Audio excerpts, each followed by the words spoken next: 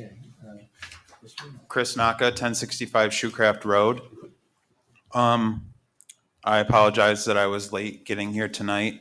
The first little thing I want to talk about, I know I could have probably approached you off to the side and got the answers to my questions, but I figured putting it on the recording maybe will put a little bit of pressure, I guess.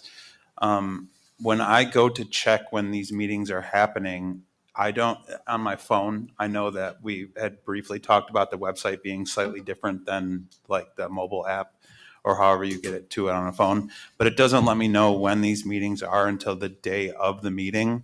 And I had heard like offhand at something last night that they had already had the planning board meeting. And then when I was checking the website that I saw that that was Tuesday.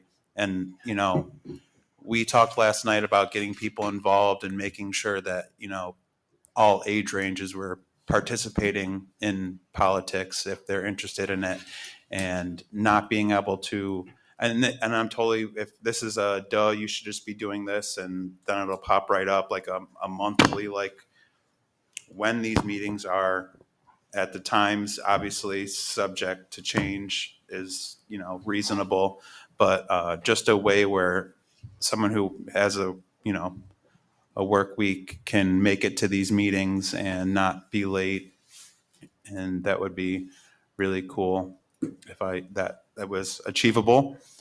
And then what I usually talk about, anybody that is working in this town should be able to afford to live in this town and think about their future and plan for it, and not just be getting paycheck to paycheck in an upper middle class town, because we want to keep it this way. We have projects coming in, and it would just nice to keep Webster the way Webster is within reason. And I think building things that pay people enough to live here is a good step towards keeping things the way we think they should be.